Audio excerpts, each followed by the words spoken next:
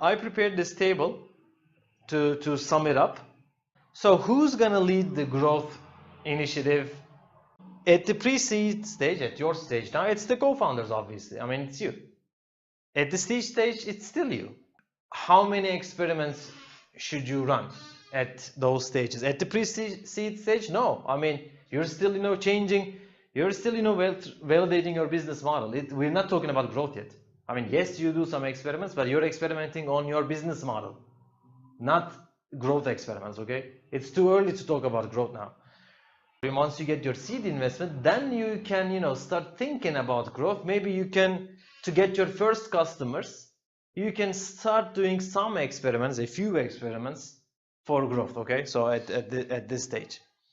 And when we think about budget, you don't have budget at all today for growth, okay? And when you get your seed, you will have only very little. I mean, you should allocate a very little budget to growth just to get your first customers and just to build that growth culture in the company, okay? And then, so talking about the tools, there are several tools when you talk about growth, but at these stages, it's too early. I mean, you don't need a tool. You don't have the budget to invest in any tool. So maybe once you start doing some little experiments, then you might get one or two tools for growth, okay? And also maturity level, I mean, maturity of growth hacking or maturity of your understanding of growth is like very low at this stage. You don't need to understand. You don't need to have maturity, okay? So it grows, step by step. So basically, the right stage, the right moment, the right phase for thinking more seriously about growth is Series A, okay? So at that stage, it depends on the business. It depends on how big your marketing team is, but typically it's either the CMO or the marketing manager who owns, who leads the growth initiative. Although I said growth is not marketing only, it covers sales, it covers product, it covers maybe operations, it may cover anything, but typically marketing people lead it, okay? At this stage, at Series A stage, startups typically don't have a VP of growth, okay?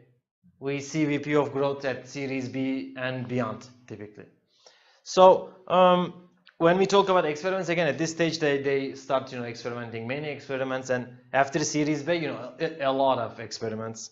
And, the budget, then they have some budget, but after Series B, they have, enough budget to run a lot of growth experiments. And also, they have some tools, then they have a lot of growth tools to experiment. And maturity level goes up and up, okay? When you think about, I don't know, like Uber or, HubSpot today, I mean, today's HubSpot or today Uber, of course, they're like giant corporations. They can run a lot of experiments. They can build, growth teams. They can, they can have several tools. Because a lot of people ask me this question, how can we run that many experiments? You cannot. I mean, you don't have the budget to do that.